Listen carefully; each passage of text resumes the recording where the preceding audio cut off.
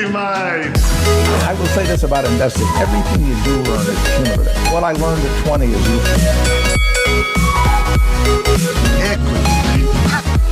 Welcome to another episode of Equity Mates, a podcast that follows our journey of investing. Whether you're an absolute beginner or approaching Warren Buffett status, our aim is to help break down your barriers from beginning to dividend. My name is Bryce, and as always, I'm joined by my equity buddy, Ren. How are you going? I'm very good, Bryce. I am very excited for this interview. We've got one of the biggest names in Australian business. We do. And no, you'd always tell me that you're the biggest name in Australian business. I think this name might be bigger.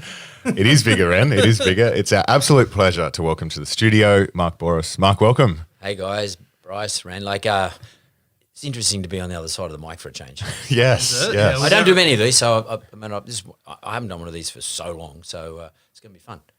So Mark is an Australian businessman who is best known as the founder and chairman of Wizard Home Loans, Australia's second largest non-bank mortgage lender behind Aussie.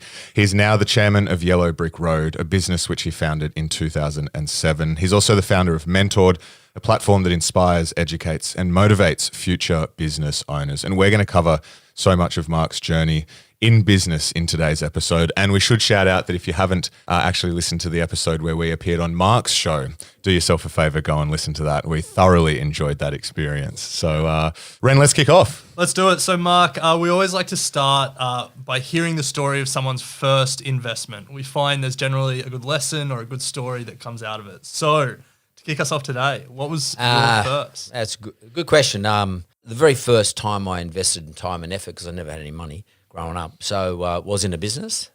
And my first one was, I think I was in year 9 at school, and at the little school out there at Lakemba. I was in my garden, which in Punchbowl where I lived. In those days, I thought we had the world's biggest backyard, but it turns out it was very, very small. And Mum and Dad had a tree out there that had branches on it. And I used to go and break branches off and just out of curiosity, just have a look at them, what happened. And I one time broke a branch off, left it out, it dried. I come back the next week, I remember it clearly, and I noticed that when I looked inside on the end of the branch, it was more of a twig, there was a core in there, which was a different colour to the bark. So I got a coat hanger and I pushed the core out, and I realised I'd made something straight, and it was like a straw. And I was stuffing around with it, and I was watching a show on telly in those days, they were cowboy shows, and they had pipes. And you guys are probably too young to remember, but people had pipes. It was a cool thing to have pipes those days. Everyone had a bloody pipe. And I thought to myself, I can make a pipe. So I got my cricket stump and I sawed off like a chunk of the cricket stump, and I got Dad's hand drill and drilled the middle bit out and drilled a hole through it and stuck the branch in it. Well, it wasn't a branch, a little twig in it. And I formed myself a pipe. And by the way, the TV shows in those days, they had old school pipes made out of corn cobs and stuff like that. So I had this pipe and I was stuffing around with it, and I thought to myself, I've got to smoke something. So I went in Mum's kitchen and I got tea leaves out of the tea thing, and I filled it up with tea leaves and I lit it. And I worked out, I didn't know this, but I worked out you can use them tea leaves like tobacco. And so I was smoking it. Anyway, of course, you get excited about these things, and I took it to school, showed all my mates at school, and with the tea leaves, and I smoked it and everything. And guys started saying to me at my school, "Can you make me one?" So I started making them, selling them. Nice. Yeah. And then they all got found out. We all got found out by the headmaster. Contacted my mum, and I had to go and say, I had to stop doing it. But nonetheless, that was my first sort of investment of time and effort with risk associated with it, it was successful in that there was a market for it. And it was very rudimentary, obviously, but I reckon I was in year 9, so I would have been about 13 or 14. So that's a very first foray into business, just based off the back of curiosity and that sort of, I can do that. Yeah. So Mark, love that first story, 13, 14, everyone sort of, dreams of then taking those business stories from a young age and becoming a successful entrepreneur, which you've definitely done. Is there any sort of major learning, I guess, from that first initial foray into making straws and selling to your mates that you've carried through, or that you then sort of built on and sort of started creating businesses from there? Probably not consciously. Yeah.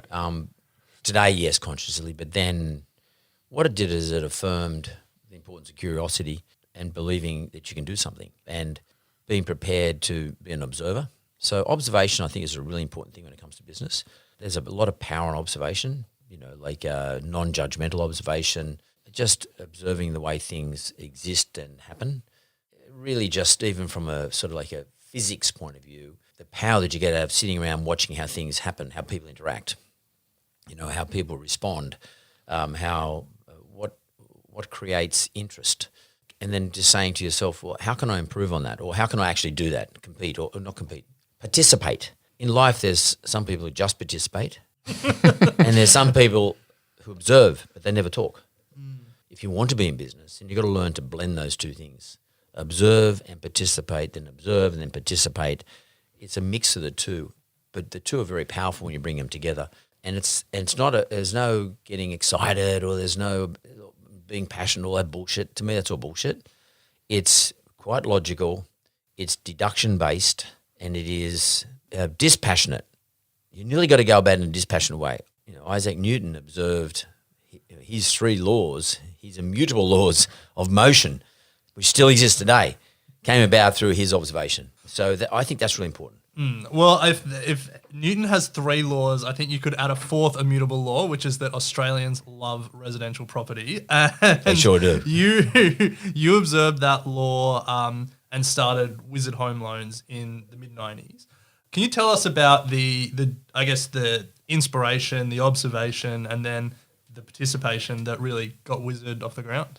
Well, that's a really good question. I never really thought about sort of framing it that way or framing the narrative around that. But when I think back about it, the first thing is that I would just say to you is that I was always observing capital markets. So the Wizard business, the Aussie business, the Rams business, and others, there were many others, were premised upon or prefaced by one really important factor. That was deregulation in the lending market. That is, they had an inquiry similar to the inquiry that the Treasurer is now calling for in relation to the Reserve Bank. There was an inquiry back in the calling Campbell inquiry, which sort of made some recommendations around lending in this country that it should be deregulated. And Keating was the one in the end who did it. And the deregulation basically meant that people other than banks could lend money. So people like Wizard and all that sort of people. And I knew about that because I was always observing or being involved in a reading sense, what's going on in a marketplace. And the reason I was interested in that sort of stuff, because I figured I had a master's degree in capital markets, which I obtained from the University of New South Wales when I was in my 20s. And I therefore had an interest in reading about something that didn't actually exist. My thesis was based on what happened in the US. But I was always curious as to know why it didn't happen in Australia. And then I saw this event that allowed it to happen in Australia, deregulation, and then I got quite curious about could I do it? And I knew John quite well, and I was watching what John was doing with Macquarie Bank, and I was watching what the other John Kinghorn was doing with Rams. They were early starters. At that stage, I was working. I think I was working in a law firm. I can't quite remember, but a bit like the pipe, I knew where the parts were because I've been watching this process. So I thought to myself, I can do this, but I needed a host.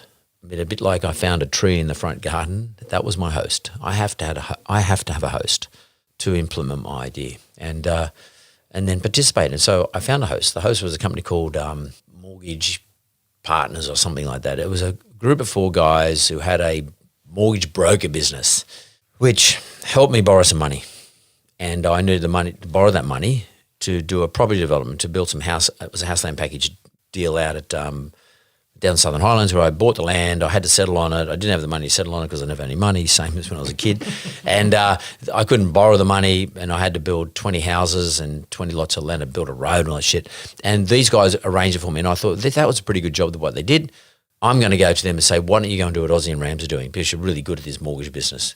But I'll show you how to do it in a technical sense. And I approached them. I bought 40%. Then ultimately I bought 100%. And I changed the name for whatever it was called in those days. I can't remember. That's how non-memorable the name was. It was just a pretty crap name. And I kept these guys in the business with me, and I gave them a little bit of equity, and I turned it into Wizard Home Loans. That's how I got involved in Wizard Home Loans, again, through observation. And I think that's important. you've got a skill base, or you've got something you really think you're good at, or you've studied, or you have a better sense of than most other people. Therefore, you've got a bit of an edge, and you've got to keep observing what's going on in the marketplace. That means you've always got to be reading. In my case, I was always reading. These days, you can be watching. It doesn't matter. Get on YouTube and other places, Instagram, etc., or podcasts. But you've got to be observing whatever the faculties you want to use. Then blend the two, and then believe in yourself. You can do it. Grab the tools, find a host. I don't mean that's it. I'm not talking in a parasitic sense, but find a host. Because sometimes it's important to get the working parts, and I had to find the working parts. I had to find a tree when I was a kid. This time I found a business with all the limbs in it, and then I just turned it around into what I thought what it could be. Yeah. I like that "can I do it" vibe, because a lot of people out there with business ideas and dreams of being an entrepreneur are probably at that stage of saying, can I do this? And a lot of people would probably get to the answer of no, or I'm not willing to try. Or what was it? What are the boxes that you ticked that sort of led you to say, yeah, I can do this? Like what, and maybe some advice for those that are at that point in their journey of going, can I do this? Well, don't ask the question too many times. That's the first thing. As the Nike says, just do it. I mean, and don't overcook it. Don't overthink it. Don't overstretch all the parts. Don't get too heavy into the planning stage. I always say it's better to do the work and backfill. So, go forward, just keep backfilling all the time. Just keep digging forward, and just don't expect it to be perfect. Anyone who's a perfectionist on your scenario that you just put to me, they'll never start. So you've got to start. Therefore you can't be a perfectionist. You've got to make sure that you sort of have a general idea where you want to go. You've got to have this belief in yourself that, okay, look, I'll go forward, I'll dig some holes, but if I make too much of a mess, I'll backfill. Basically get a big branch and tie it around your fucking waist, and everywhere you go, let it cover your tracks. Be prepared to do that, if you know what I mean. Don't get too over exuberant about, I don't want to make mistakes, because you're going to make shitloads of them. Yeah. Shitloads of mistakes. And this is not about making mistakes, it's about learning. You're going to learn on the way through. So if you have this, I'm going to learn about this on the way through. I don't know. I know some of the skills, but I don't really know how to be in the business of this. I'm going to learn about this, particularly if it's some sort of startup, new construction, and be prepared to make the mistakes, and just have in your mind, I've got to have some way of covering my tracks. So I've got to have, I call it backfilling or covering my tracks. It doesn't matter. And you've got to have that mindset. So this is a mindset thing, Bryce. It's about changing the way you think about mistakes and turn it into, I'm going to learn. And I'm prepared, these mistakes, I'm prepared to learn. And I'm going to learn the whole way through. Even my mentor business, what the fuck? I didn't know how to run a publishing business. I didn't know how to do a podcast. We started off as a Bouris show, but I had no sense of it whatsoever. My very first podcast, I just turned up. When I did the first Celebrity Apprentice, or first Apprentice, before the Celebrity Apprentice, I'd never done television in my life. And I watched one episode of Donald Trump before I went on the show. One episode. And I didn't watch that all the way through either, because I got bored. That's all you needed. So, and I thought, I got a general idea what to do. Yeah. And because if I had overthought it, I would have got nervous as shit, because, they got on-air signs, you got you bugged up, you got things in your ear, you got audio shit all over you, you sit in a room, they've got lights, camera action. I never even went into the studio before I did the first episode. And then when you're there, you sit there confronted with 12 at that stage it was 12 candidates. You think, well, what the fuck? What am I going to do here? And you just go through the process, make mistakes. Fortunately, it gets edited. So, it's like you guys do it. You edit. You make up. You make stuff that, that's interesting. I'll put that in. That's shit. I'll take that out. You're sort of looking after your audience and looking after your own rep. But that's what I'm saying about backfilling. Make mistakes. Be prepared to learn. Don't worry about that sort of stuff. Don't try and perfect it. Even now, my Yellow Brick Road business, I'm still trying to perfect it now. What I mean by that is I'm still working on my model, changing my model. People say, you change your mind all the time. I don't change my mind. I'm just responding to markets and changing what my audience wants and changing, what my distribution wants or whatever the case may be. I'm always, let's call it improving. Yeah. I love that. So you founded Wizard in 96. In 2004, you sold it to GE Money. General Electric. Yeah. We're fascinated by this idea of the right time to sell, because it can be hard. And, for 8 years, you would have been working on this business, building it. It would have been your baby. And in 2004, you decided it was the right time. Talk us through that. Well, from 96 to 98, I only had 40%. So I actually didn't work in the business at all. I was just an investor. So I sort of sold my house, and the money I got from selling my house, the business used that as working capital and to do some other things like sponsor New South Wales and stuff like that. So I didn't really start getting in the business until about 98 because we had a dispute in the organisation, and one of the major guys there was a dispute as to how we were going to grow or the speed at which we wanted to grow. My view was I just want to grow as fast as possible. And I said, therefore, I'm going to lend the business $250,000 to sponsor New South Wales and the state of origin. He was against that. So I bought him out. And then I bought everybody out. And then, Is that how you resolve disputes? Basically. Well, the dispute got quite bad. Like he actually got managed to get an injunction against us for trading. And the judge ordered us to go into mediation. So it was pretty heavy. But I bought him out, and then I took control of the business. So it was around 98 that I got fair income involved in the business, because at that stage I had too big a percentage not to be involved. And he was sort of like the managing director, so to speak, of the business. So he's gone, so someone had to lead the joint. So I sort of stepped into it more so in those days. So 98 to 2004. To answer your question, Ren, how do you know when to sell, or do you plan to sell all the time? I take the view from day one, you've got to be ready to sell. So therefore plan to sell. So think about who could be the buyers. Let's say your business, for example. There's no point saying, now, someone might come to you tomorrow and say, we want to buy your business. So you're always saying, I'm building the business to sell. So therefore you've got to ask yourself the question, how much would I want for it? So if I'm going to sell next year, do I want X amount of dollars for it? Do I want $50 million for my business? Then if my business is worth I would sell for $50 million. For my business to be worth $50 million, what is the multiplier that the industry applies to businesses like mine against my revenue? So let's say in your industry, it's you're a publisher, broadcast, let's say and growing, let's say it's a 5-time multiple. So if you want to get 50 million, you've got to be making 10 million a year, for argument's sake, or earning 10 million a year. So in 2 years. So then you say, okay, well, we're making 5 million a year. That means we've got to double our revenue. So to get it to 10, at which point it will be worth 50. So how do I double my revenue from here to the next 12 months? If I've got to spend more money on advertising, I've got to have greater distribution, I've got to get better guests, I've got to put in, if we're doing one podcast a week, I've now got to do 5 podcasts a week, I've got to do 10 podcasts. What have I got to do to get the revenues up? And that's how I always look at stuff. Yeah, okay. So when Kerry got involved in my business, just for context, Kerry Packer Kerry invested Packer, in yeah. Wizard. Yeah, so Kerry bought 50% of my business. Just before he gave me the check and put the money into the business, he said to me, I want this business to be worth in 5 years' time $500 million. Okay. And I thought, what the fuck? How do you do that? What valuation did he invest at? At 25 million. Wow. Okay, so he wanted you to 20 exit in 5 years. So yeah. So I had to do a 20 timer. Yeah. Okay. Yeah. So That's it. And you don't say no to Kerry. No. But I thought it was a bit crazy. But he knew more about this sort of stuff than me.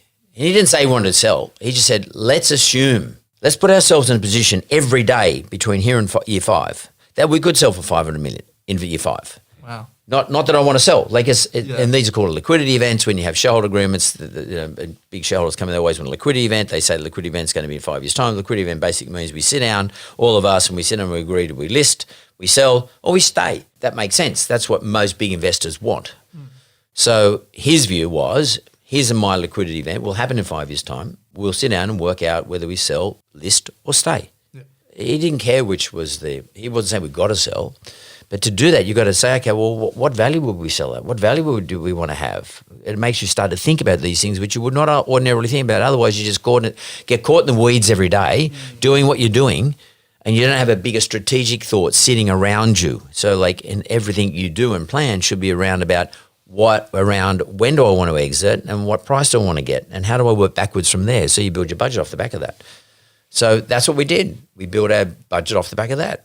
And, do we need to make acquisitions? Do we need to grow through acquisition, or could we grow enough organically? How much money do we need to allocate to advertising? In those days, it was all television and radio and newspaper. But where do we get our best bang for the buck? Everything we did was around that process, everything. So I didn't know when was the best time to exit Ren. I had no idea. But we always, from day one, were building it as if we were going to do an exit. And the reason I knew to exit was the valuation we got offered was exactly what he said. Yeah. And it was like 4.5, 5 years from the time he and I got together. I thought, well, that seems to be right. And also the market was getting a bit tricky. So, it's about trying to get out at the best time. It's hard arbitrage markets, but it's about trying to get out at the height. So there was, the property market was on fire until about 2004. Yeah. End of 2000. It started coming off about 2005. I could see it. I'm a good indicator because my businesses are a good indicator because applications started to drop off. Yeah. People stop buying property, therefore because they can't borrow as much for some reason. Interest rates might be too high, like they're going now. Or alternatively, we start to see purchase prices not increasing, and we get a good look into the residential market. Yeah. And I could see that it was happening. And the Australian property market, post my sale, just dropped off the cliff until it hit 2008 when the GFC occurred, which really dropped off the cliff after that. But so we were first out. Yeah, you look back in history and you see GE Money entering Australia, wanting to make a big acquisition, buys Wizard, and then 3 years later the GFC hits. Like, great timing for you, terrible timing for them. Well, don't forget that GE generally was already in the Australian market, and GE was the world's largest consumer finance company. Largest. Really? Bigger than Bank of America, bigger than any other Amex, anybody. World's largest consumer finance company. They already owned in Australia businesses like, you probably wouldn't remember them, but like Avco, et cetera, which became GE Money, which were those sorts of companies. It was my very first loan I had with these guys back when I was 20 to buy a colour television. When colour TV just came out, I couldn't wait to go and buy colour television. I went to a place called Norman Ross, which is currently now these days called Harvey Norman, and I had no money. And I borrowed $300 and I borrowed it from Avco, which GE owned. So like I'm 20, it's going back 46 years. And I worked out the interest rate by the time I paid it off, and I paid 35% interest. But I didn't give a shit because I got a telly. For me, I had a colour TV, and TV then stopped at 10:30 at night. So I would literally, So I would literally, it was only 9, 10, 7 ABC. That's right. And I would watch television all day just to see this colour. It wasn't a great colour, but I would do this. And so G was already here. Okay, yeah. And it's funny, I'm not a superstitious dude, but and I'm not the universe and all that shit. But what I remember is this.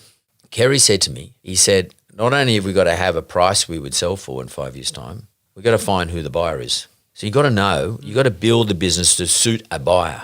Let's say you're a publisher, you might be saying, well, maybe News Limited might want to buy me, or maybe Channel 9 want to buy me, part of the Fairfax mob or whatever. You got to find a buyer, and why would they want to buy you? Then and what have I got to do to build it for that particular buyer so that becomes attractive for that buyer, or at least not unattractive.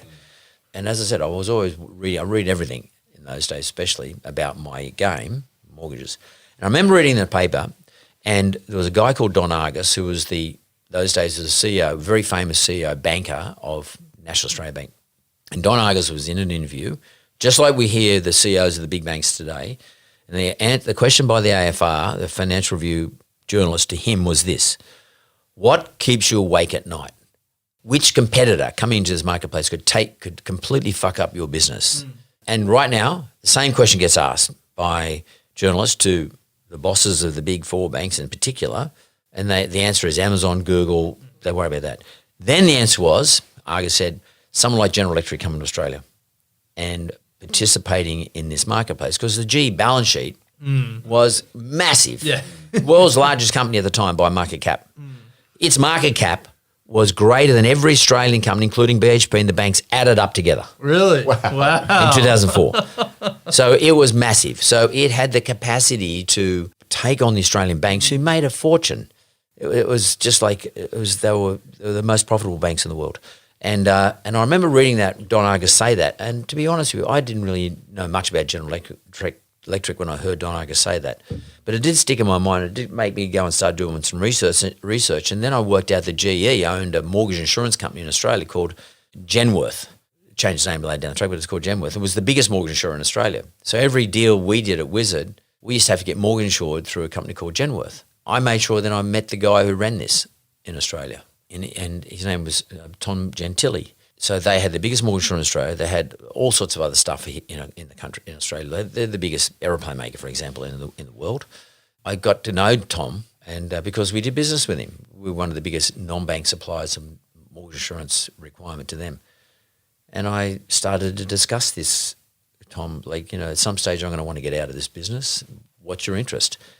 And I knew that what would worry him is if I went to a bank, that he would lose all the mortgage insurance business because the banks didn't use GE, they used somebody else. And especially St. George Bank, for example, they self-insured. So they did it all through Singapore. They had an insurance policy, which they sold then off in Deloitte. So they, again, observing the marketplace and sort of then knowing where the host is. And the host was GE, so to speak. I just had to get him interested. Yeah. And they were interested. Yeah. And then In a big way. a big way. But I told Kerry, and now Kerry said, I don't want to sell. Oh, really? Yeah, no. Originally, Kerry didn't want to sell. He wanted to buy. What? Okay. So he owned a thing called Challenger at the time, the Challenger Group. Yeah. And he wanted me to, when I put that to him, he said, well, you sell it to me. Sell it to the Challenger Group. And I'm going to make you chairman of the Challenger Group, and I'll give you shares in Challenger. Okay. And I'm sitting there, I'm thinking, shares in GE or shares in Challenger? I think I'd take the shares in GE. Yeah. By the way, it didn't turn out to be such a great outcome I because was going to say, I hope you sold. no, I didn't. I got caught in the GFC. Yeah, right. Yeah, I mean, I still sold and it's still well. Don't worry, but I know I had the world's. I know I took shares in General Electric because it had never not paid an increased dividend in 30 years. Yeah, wow. Yeah. And GE was the only listed company that was originally put on the Dow Jones Index in the 19th century. The only company remaining. Yeah. And it had grown every year from that point, and it had never stopped paying an increased dividend every quarter for 30 years. So I thought this is going to be the safest thing in the world. But what I didn't realise is if a GFC came, which no one knew would happen, but them being the world's largest, therefore becoming the world's most exposed. Yeah. So they lost their credit rating as a result of it. And they were there's only 6 AAA rated companies in the world. Really? Today's only 5, I think, and GE was one of them. But when the GFC hit, because of their exposure to the consumer finance market, GE lost its credit rating. And then their price collapsed pretty much straight away. Yeah. So you sold in 2004. In 2007, you start Yellow Brick Road. And I am fascinated by this idea of entrepreneurs going again. You know, you had probably more money than you needed and you could have done anything. You didn't need to work, but you could have started a business in any field and you decided to go back into the property home loans space. And I'm fascinated by entrepreneurs that for love or for passion or because they have an edge in this field, they go again in the same field. So what was the thinking there and starting a real estate focused business in 2007, how did that go? Well, the reason I started, it's a little bit more to the story because in those days, from 2005 to 2009, James Packer and I had a joint venture with General Electric outside of Australia. So GE bought Australia and New Zealand from me for Wizard, but James and I kept the rights everywhere else in the world. All right. So GE come to us and they said, look, we've got banking licenses in 36 countries around the world. Some are doing, some do. But we're really big in India, Brazil, Mexico, and Russia, and Germany. And they said, we'd like to form a global joint venture with you to set up the Wizard distribution system around the world using our banking licenses. And because they thought it was a good way to set up branches. They liked the model. But they said to me, well, but we're hopeless at setting businesses up. We can't set businesses up. So they said to me, why don't we do this together? So they said, we'll put in the balance sheet and you guys can have 40% of the business and you can set the rest up. Of course, James did nothing. He had 20%. He had 20% and I had 20%. And we had to put our share of money in too, by the way. So, we had to match dollar for dollar. Not dollar for dollar, but they were putting in 60 and we're putting in 40. So we said, we'll start off in India. So we set up a business in India. We had a Wizard Home Loans in India. Oh, wow. And we did that from 2005 through to 2009. And we used a GE balance sheet. We had 58 branches in India, become the 4th largest lender in India. Wow. In a period of 3 years, we had 500 staff. And I used to go there every 6 weeks. And I'd spend a week there and then I'd fly home. And I did that for a couple of years. And then during that period, GE decided they wanted to apply for a banking license in Australia and sit it on the Wizard business here in Australia. And they had the application in, and they also, to be a bank, you have to be able to not only, a Wizard branch to be a banking branch, not only should lend money, but they should be able to, take money in and do other stuff, financial products. But GE, again, didn't know how to do that. They said to me, why don't you set something up which is on the other side of the ledger? So it's not lending money, but it's planning, wealth advice, wealth products. So I said, okay, I'll set up this thing called Yellow Brick Road. So Wizard is your branches. The idea was you walk into Wizard branch, you go to Wizard on the left-hand side, for example, to do your mortgage, and if you go on the right-hand side, you get your financial planning done. Yeah, right, okay. So I set it up. Yeah. And they said, if we like it enough, we'll buy it off you. There's no downside. So I set it up. That's what I did. That was the whole reason about Yellow Brick Road in 2007. And to do it, I went and bought accounting practices. I went and bought financial planning businesses. I went and bought insurance broking businesses, the whole kit and caboodle. The objective was to continue to run the Wizard business globally. And our next stop was Russia. And then after that, we were planning to go to Mexico and Brazil. But then, and we had this financial planning business called Yellow Brick Road. But it did no mortgages. It wasn't allowed to do mortgages because I was the chairman of Wizard in Australia still. GFC hits, G says we're out of everything. We don't want to be in India anymore. We're going to sell the Wizard business in Australia. We're not interested in Yellow Brick Road. Jeez. And fuck, and plus my shares are going south. I'm like, geez, this isn't good. So sometimes self-interest is a really important factor in what you do. And because I didn't know how far the share price would go down. I had no idea what was going on. No one knew at the time. It's a bit like what everyone felt in COVID when no one knew what the outcomes were going to be. So I thought, well, I'm going to take an insurance policy out here. G released me from all my obligations, which meant I could go into mortgages. And that was in 2009, February 2009. Yep. As a result of being released in February 2009, I then took Yellow Brick Road into the mortgage industry, literally like the day after. And the financial planning staff and all the other stuff, insurance, it wasn't really my go, but I kept that wealth piece going. But my main objective was to lend money. And I can now use my model that G was and me were running, rolling out in other places in the world. I would use my model here in Australia. Wizard, the business in Australia, got sold to Aussie and CBA together. They bought it. They closed Wizard down and rebranded all the Wizard branches Aussie. And today CBA still owns the name, and I've tried to buy from them. They won't sell it. They won't release it to me. As a result of that, I was able then to set up the Yellow Brick Road. Effectively, it was too good an opportunity. I could set up Yellow Brick Road and take the place of Wizard. Yeah. That's all I did. I was just sitting there looking at me. So why wouldn't I? I mean, it was in the middle of GFC, not a great time to start a financial services business. But it doesn't matter. It turned out to be a really good outcome. So, sometimes the best time to do things is when it's a shit time. Yeah. The tide's completely out, Yeah. Love that. Well, Mark, we are going to turn to some other aspects of your entrepreneurial journey in a moment, but we're just going to take a quick break to hear from our sponsors. So, Mark, you're in the publishing business as well, which you've mentioned with Mentored. We've had the pleasure on coming on one of the podcasts, but it's a platform designed to inspire and educate future business leaders. You've spoken to plenty of startups around the country. I'm interested to know, what are some common struggles that you often come across with startups, or potentially some pitfalls or things that startups overestimate when they're kicking off? The biggest one is patient capital, money. But money that's not looking for a return straight away. Generally speaking, they're always trying to raise money. Fortunately, some startups can self-fund. That's a different thing. But I'm talking about most startups, especially tech ones, can't self-fund. And generally speaking, the mistake, let's call it the illusion that they sort of operate under, is that I'll go raise money when I need to. But when you need to raise money, generally speaking, you can't raise money because it's pretty fucking obvious to everybody. You know what I mean? Yeah. Like right now. Yeah. Yeah, you know what I'm saying? Yeah. But when you don't need to raise the money, generally speaking, if you go to the marketplace, the thing that's going through your mind is, I don't want to dilute my equity. Yeah. I don't want to give anything away. Well, so what do you do? That's the time you do it. You do it. You buy the bullet. You're better off having a smaller percentage of a bigger business that will survive than you have a big percentage of a smaller business that might struggle if it needs cash flow. Because if you can't, there are some people come on my podcast telling me then one of the reasons they come on my podcast is because they might be in the middle of a raise, Series B or Series A, whatever, because they use my platform to promote themselves, which is fine. I don't care. It's cool. It's good. But I always keep in contact with a lot of those people. And I often say to them, I go and have a coffee with them and I say, listen, how much are you trying to raise? They say, 3 million. I'm at $1.5 million. I say, close the raise.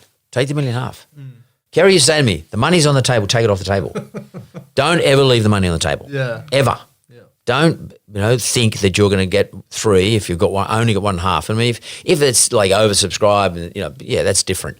But it's all about global liquidity. I mean, one thing you got to remember, I would say to people, you got to remember is the world has a certain amount of liquidity, just the whole world, okay? And unless governments are printing money, but they used to, that stopped, okay? That liquidity is a constant, and it just moves from asset class to asset class, wherever the greatest return is relative to the risk. For example, we've just gone through this, really low interest rates, like ridiculously low interest rates globally. So people were saying, I'm prepared to take a bigger risk. So let's put 10% of my portfolio or my family assets or whatever it is into startups. Because, and if I'll take a view that 1 out of every 10 might kill it, go really good, which means I can increase my total portfolio yield. But when interest rates start going from 0.1% or less, when if you're putting your money on deposit at retail, but now to 3%, you say, wait a minute, I'll just take a rest. I won't put any more money into startups. Don't think you'll ever arbitrage those processes. When the money was available, there was liquidity everywhere in the world, and you didn't need the money because everybody was like manna from heaven, just fucking falling all over you. And then the moment things are dropping, you go, shit, my sales are no good. I need some liquidity and more cash flow, and that's the worst time because you might get it, but you might get screwed. Yeah. And if you thought you're going to give away equity before, you're going to give away more equity this time. So that was a thing that I learned from Kerry. We had 2 other partners. Not in the beginning, but we got to a point we were growing so fast and so big. We got 2 bank partners in 2 global international banks, not Australian banks. On each occasion, we had to give equity away. But Kerry said, so what? Look at the valuations we're getting, and they're putting the money in. We don't have to put the money in. We're talking about large sums of money they're putting in. Allowed us to go make acquisitions. So we grew at a much faster rate than we would ever grow. And, that's something I learned from him. And maybe him as a gambler, he was famous for this. If he was winning big, the casinos didn't like it. He just took it all, hoovered it up, see you later, I'm out of here. And even if he was there for 20 minutes, as soon as he started getting the cash on the table, he's gone. Yeah, right. And one of the reasons why he was banned from a lot of casinos, in the end, I think, as I recall, only one casino group, Steve Wynn, would allow him to play in the casinos. Yeah, wow. Is that why? Did he end up buying Crown, or was it That's James? James. Yeah. I was going to say he got banned so much they had to buy one. Well, in Vegas, there's books written about him in Vegas. Like, he's so famous as a gambler. Yeah, wow. Totally famous as a gambler. And I went with him a few times to various casinos with him. There were places in Vegas, especially when he stayed at Bellagio, where they would give him premises and he'd have his pilot there and his doctor there and his everything. Have international polo players, a whole lot of people from Argentina. But he would go where he played was his own table, available 24 hours a day. Nobody else allowed on it. And in fact, one time I went there, they actually made a little kitchen for him. Wow. So that they could actually, because he only ate certain things like chops and sausages and steak and eggs and stuff like that. It was like, mixed grill. And he would never eat vegetables or fish or anything like that. And that person was there available to cook 24 hours a day. Wow. Whenever he wanted. And he could gamble 24 hours a day whenever he wanted. And I'll never forget that. And it was just that the person, whatever you call it, deal or whatever the person is, just stood there waiting for him to turn up, and they'd have a shift and someone else come in and shift. So that's how famous he was. But I watched him, and as soon as you start winning, he's gone, man. Yeah. And that would shit them because what they're hoping is you put it all back in. Yeah. And that was part of his mentality. And he told me that. Money's there, grab it. So liquidity is a big deal. Raising money is a big deal. So that's probably what I see of those startups that come in to see me, especially startups, or those who want to go into the next stage of growth. It's capital, a lack of capital. Yeah. Patient capital. And the best time to get it is when there's lots of liquidity and you lock it in.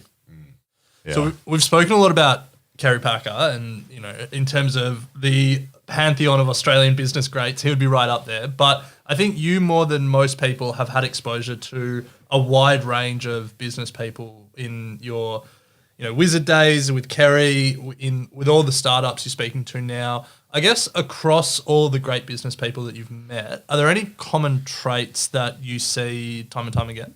Appetite for risk, but understanding what risk actually means. So it's not just the probability of the event occurring that you're worried about, but it's the probability of the event you're worried about multiplied by the gravity of the event you're worried about. So you've got to understand gravity and probability. Risk is not the sum of, but the multiplication of those two things. So you've got to apply those two things to each other. So they all had a good understanding of risk. I had a lot of exposure to Alan Bond, something that, like of course he went to jail and he did the wrong thing, etc., whatever. A common trait of someone like him, I was at a law firm, we represented him, and all his people, unbelievable vision. Like if you go up the Gold Coast now and you go to Robina and you look at the university, Bond University, and then you look at the whole suburb of Robina. I've never put two and two together before. That's him. Yeah, right. Okay, there you go. He did that, right? Yeah, but he also created like a city. Yeah. So Robina was nothing. It was nothing there. And Robina today is like people live in houses and parks and schools and shopping centres, and it's like a big deal. Like it's one of the best parts of the Gold Coast. And his vision, like if he had told you that vision back in 1985 when he started this whole process, I remember it, you'd have said you're mad. Like you it's hard to see into 2022. Like that's Nostradamus stuff, and but he did it. Yeah, that's his thing. I mean, so a great visionary, John Spalvins, who controlled the Adsteam Group, David Jones, Adsteam, Penfolds Wines, Brickworks, Woolworths, Industrial Equity Group, the biggest. He would have been the biggest employer in the country in the late 80s. Yeah, which again I was at a law firm doing his work. John Spalvins, massive visionary, where things can go, and big brain guy, a really big thinker, but a great vision as to where the world goes. These guys didn't survive. None of them made it. They made money. Don't get me wrong, they made a lot of money, but they didn't actually get to see the vision out. But the vision actually happened. Those things they envisioned actually happened. So I think that a great imagination. And there's a thing that I always say, fear is the great thief of imagination. If you're a person who's overconsidered and fearful, then your imagination will be diluted. Now, I'm not saying these guys had no fear. I'm not saying they're fearless, but they didn't let fear get in the way of their imagination. So they managed to control their fear, to allow their imagination to open up and broaden out. And I think they're some of the traits. They're those traits. I mean, they all work really hard, but every one of them is pinned to their business. Yeah. Every one of them had either extraordinarily agreeable families and spouses and kids and what have you, or got married 3 or 4 times. It doesn't matter, same deal. But they were, they were pinned to their job. Yeah. That was their thing. That was their hobby. That's what I loved the most. I don't want to call it passion. It's too weird a word, but they were just stapled to their business in everything they did. Everything they weren't saying, well, let's have balance. Balance in my life. I got to go and play golf or got to go on annual holiday. If it was an annual holiday, mate, the family was well looked after, but they were on the phone. They'd go to London and we're going to go to London for the holiday because I'm going to go meet somebody I need to meet. Like everything was around business. Yep. And they're common traits. I did it myself. That's how I was. Yeah. Everything I did was around my business, and I ended up getting divorced 3 times. So 4 kids, 3. That's I just didn't. I expected too much of my spouse. Yeah. To be frank with you, but a lot of times these guys have survived, but that's because maybe their spouses are older or just different era of people. But that's a common trait or a uniform trait, a universal trait that I've seen in all these individuals. The guy who was the boss, Dave Nissen, who was the boss of GE Capital. So GE Capital, which was a subsidiary of General Electric, was their most profitable business. It used to make after-tax $3.5 billion every year. GE Capital was established by a guy called Dave Nissen. He was the CEO of GE Capital. Same deal, same type person, absolutely stapled to the business, and had a massive vision when he first started GE Capital up as a nothing to becoming, the world's largest financier of airplanes or airplane engines, the world's biggest financial institution for consumers. Sure, the GFC occurred, and that killed that off. But it doesn't matter. He still achieved it. It doesn't mean they're going to live forever, but his vision was right. Well, Mark, we unfortunately have just about run out of time, but Just about. We got time we for one always more. try and squeeze. There's always one more which then question. leads to another one, which then leads to another one. You've got your finger on the pulse when it comes to Australian property, that's for sure. Ren and I aren't in the game at the moment. Have been obviously priced out for the last few years, and We're going to need a GE we're style going exit to be able to afford anything. Yes. I hope you do. There's a lot of headlines that property's cooling, not only here, but in some of the hottest markets around the world. And when we say cooling, we're seeing like 0.1% in Sydney. Like, wow, that's bugger all. What are your views on property market here in Australia, and then the flow and effect to the banks? If those listening and thinking about it from an investing standpoint, from equity markets, what are the flow and what are your thoughts on the banks here in Australia? This is not advice, obviously, but it's just a personal view. But when it comes to banks, I think investing in banks, if you just watch their pricing, I think the banks will make so much money out of this cycle in the next 12 to 18 months. It's not funny. They're just going to make so much money because this is a period where they can increase their margins. They can actually advertise and everyone else can't afford to advertise. But they can take market share big time, which is, like look at ANZ's having a tilt right now at Suncorp. This sort of activity is perfect for them banks because they've got big balance sheets, very sustainable, massive back books that just generate income. People can't refinance because I tell you why people can't refinance. One of the big issues is for a bank, or me even, in my business, we have what they call a back book. In other words, we have a book of mortgages where we lend money to people, right? As the banks have the biggest books of mortgages in the country. Most of the money they derive from a mortgage comes from the back book, not from a new loan. Because when a bank does a new loan, it pays too much away to everybody else, has to advertise to get it, etc., set it up, blah, blah, blah. And they make no money up front, but they make money on the back book. So the biggest danger to a back book is refinancing. So we've just gone through a massive refinancing period where, you're with Westpac and CBA comes out with a better price and the broker refinances you into the CBA. Westpac loses part of its book, but at the same time, Westpac refinances CBA. They're all refinancing each other. We all were, right? So our back book was getting beaten up a bit and we're actually losing the length of period for which we hold a loan as an asset class. Now, the net present value, which is really important to us, one of the biggest factors in an NPV calculation is N, the number of periods. So you want to extend the period of time you own this asset, okay?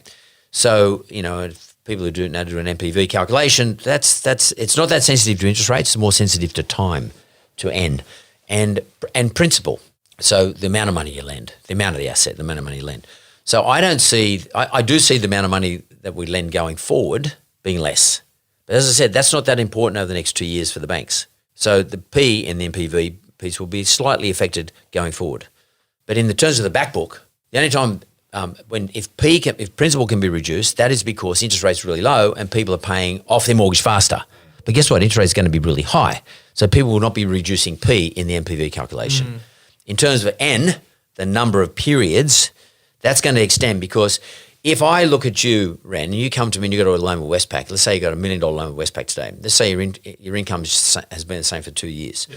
And you come to me and you say, Mark, I want you to refinance my Westpac loan because your interest rate's lower. I say, okay, cool. Tell me your income, tell me your expenses. Well, first thing is your expenses have gone up. Everyone's have. Yeah. Okay, so you're going to have less net for me to assess. Second thing is when I assess you, I'm assessing you on the current interest rate plus 3%. A year ago, I was assessing you on 2% plus 3%, 5%. Now I'm assessing you on 4.5% plus 3%, 7.5%. That means I'm going to lend you less money. Yeah. So which means you won't refinance because you can't borrow the $1 million that you owe Westpac. Yeah. You can only borrow 900. Yeah. So that means Westpac will not be getting refinanced, which means the period for which Westpac holds an asset will be no longer. Yeah. And that's going to last right through this high interest rate period, which means the NPV of the bank's books are going to get bigger and they're just going to have money, cash flow just falling off. It costs them nothing to maintain a loan. It's like $50 a year or something. It's all because it's all electronic. Everything's electronic. You're not going to the bank with a check and making payments. No one's taking, it's all being done. They're dragging the money out of your account. You've got automatic payments, et cetera. So to answer your question, I think banks are going to kill it over the next period. And there might be some scary period where everybody gets nervous about the amount of new business banks can write, and then bank share prices could fall. that might be a time to buy, because I think they're not going to make the money out of the new prices, the new lending. They're going to make the money out of the back book. Yeah. And it's nice and protected now, both in principal and term. So I think banks are going to kill it. Another thing is really interesting in the moment is if you want to look at the NPV, look at the interest rate. This is a period where rates are going up. Everyone can hide. So I got a back book where I lend everybody the money at 2.5%. The interest rates go up, the Reserve Bank puts it up by 0.5%. So I might say I'm putting up to 3% generally, but I might put my whole back book up to 3.05%. Pick up another 5 basis points. If you've got a huge back book, mate, the amount of money you may at a point, that extra 5 basis points, not 50, extra 5 basis points is crazy. And that's when banks make their money. So I think, to answer your question, bank stocks, particularly the big guys, is going to be a really good investment going forward. In terms of property market, prices have to come off. Normally, our normal cycle is when interest rates go up, we don't get that much of a price reduction. But because we're coming off such a low base in interest rates and we're going to project it to be so high, so I saw Commonwealth Bank, ANZ Bank come out yesterday saying we're going to have 0.5% increase every month to the end of the year. Oh, wow. Every month. Yeah, okay. August, September, October, November, December. Yeah. I saw Commonwealth Bank saying we're going to have 0.5% next month, 0.5% the month after, and 0.25% the month after that. I've seen so that's 1.25 to take us up to 2.6% cash rate, which is around variable rates being around 5.5%. So, as a rule of thumb, generally speaking, in new lending, every 0.5% that an interest rate increases, we the lenders will lend you 5% less. Okay. Wow. Yeah. Because the assumption there is that your income is like same as it was before, and we're also assuming that your cost of living is the same. Well, in fact, it's gone up. So we'll lend you 0.5% less. So, if they go up 2%, that's 4 times 4.5%. That's 4 by 5%, is 20% reduction. Yeah. Now, there are 3,085 sub areas in Australia that CoreLogic looks at for price rises and price increases. Up until the end of the first quarter of this year, 26% of those 3,085 sub-areas in Australia had a reduced price. Yeah. Last month, just for the month in June, 46% of them went down. Okay. So I've never seen this before. So I think we're actually in a really weird cycle where prices will actually come off across the board by this time next year, assuming we have all the interest rate increases that everybody is proposing. If it stops, then if it stopped tomorrow, which I doubt very much, I just want to finish with one thing to underline why I say that the interest rate increases will not stop. 2 days ago, someone from the Reserve Bank, and I can't remember her name, I apologise to her, but she put out a paper, a very good paper, talking about how resilient the mortgage market is in Australia. And I urge anybody to go into the publications, the media section of the RBA, and grab hold of and read it. It's about 20 pages. She talks about negative equity in Australia is 0.1%. Pre-pandemic was 2.6% in Australia. That's right now, notwithstanding the rate rises. She talks about the amount of $250 billion that Australians have saved during the pandemic, which has never been the case before. She talks about offset accounts and redraw accounts, how most mortgage holders in Australia are ahead of market, blah, blah, blah, blah, right? Really a very good, sensible, data-based logic and deductions based on logic that say that the marketplace is in good shape. Mortgage marketplace is in good shape. That doesn't mean that there's not going to be some people going to suffer. Totally, that will be the case. And she did highlight people who borrowed last year and the year before probably going to have some trouble when their fixed rate drops off and they go into the higher variable rates. But that's a small percentage. So everybody going, raise a hand and say, Yahoo, how great's that? Fantastic. We feel great. The Australian mortgage market is in good shape. I read it another way. If I'm at the Reserve Bank and I've got those findings, those conclusions in front of me, I'm saying to myself, well, fuck this, I can put rates up. True. Yeah. It's a totally different way of looking at it. Yeah. But they're all going, how good is this? We can put rates up. Yeah, there's some resilience there. There's resilience there. It can handle more rate rises. Yeah. So if I'm looking at what is the probability of us having the ANZ rate rise scenario, that's 0.5% every month to the end of the year, or even the the other scenarios, CBA 250s and a 25, or both of which, one's much more extreme than the other, but both of which are pretty tough periods, tough in terms of the effects on the market. Well, it doesn't matter what they say. What is the RBA thinking? That's the only person that matters. Yeah. Not what Westpac says or CBA says. What is, because they're working on a presumption. Now, how likely is that presumption going to occur? And this is what I was talking about risk before, and what is the gravity of it occurring? The gravity is quite severe, in my opinion, in terms of pricing, is because I know how much money I can lend. And I just told you, for every 50 basis points, 0.5%. Yep. So what's the chance of these rate rises occurring? Well, I don't know because I'm not in the Reserve Bank. But if I read what the Reserve Bank said, she's either trying to bullshit me and trying to convince me of something that's not the truth, or let's assume it is the truth for the moment. That means there's a lot of headroom in there for them to start raising rates. And I reckon that's what's going to happen. I would say the RBA aren't in the business of bullshitting people, but that will get Bryce started because he has a big gripe with the RBA and the 2020. We won't raise rates until 2024 announcement, but let's save that for a whole other podcast. Yes. I think they're always wrong. Anyway, Mark, we have unfortunately now run out of time. It's been an absolute pleasure. I felt like we could have kept talking for another hour. There's so much to cover, but I know that our audience would have taken so much from that discussion. If you'd like to learn more about Mark's journey and all the people and startups that he's talking to, you can head to mentor.com.au. Plenty of shows. I think there's Strait Talk, The Mentor, and Survive and Thrive. Survive and Thrive, yeah. It's a YouTube series. Yeah, so check all that out. And do yourself a favour, listen to the one that we were on. Yeah, that was a good one. Yeah. It was a good one, actually. And I have to tell you, thanks very much, but I really, I love your business model.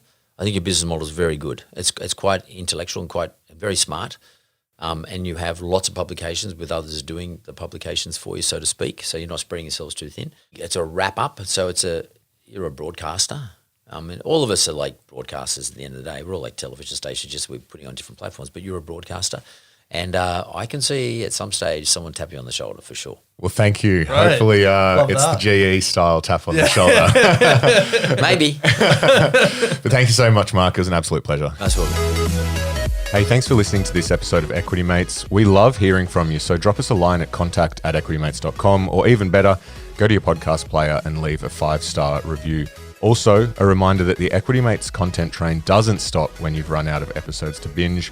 We've got a brand new website, a Facebook discussion group. We're on Instagram, YouTube, and slowly making our way as an influencer on TikTok. Well, that's Ren. So come and say hello and join the community. We'd love to welcome you. Until next time. Equity Mates Investing Podcast is a product of Equity Mates Media. All information in this podcast is for education and entertainment purposes only. Equity Mates gives listeners access to information and educational content provided by a range of financial service professionals. It is not intended as a substitute for professional finance, legal, or tax advice. The hosts of Equity Mates Investing Podcast are not financial professionals and are not aware of your personal financial circumstances. Equity Mates Media does not operate under an Australian Financial Services licence and relies on the exemption available under the Corporations Act 2001 in respect of any information or advice given. Before making any financial decisions, you should read the product disclosure statement and, if necessary, consult a licensed financial professional. Do not take financial advice from a podcast or video. For more information, head to the disclaimer page on the Equity Mates website, where you can find ASIC resources and find a registered financial professional near you. In the spirit of reconciliation, Equity Mates Media and the hosts of Equity Mates Investing Podcast acknowledge the traditional custodians of country throughout Australia and their connections to land, sea and community. We pay our respects to their elders, past and present, and extend that respect to all Aboriginal and Torres Strait Islander people today.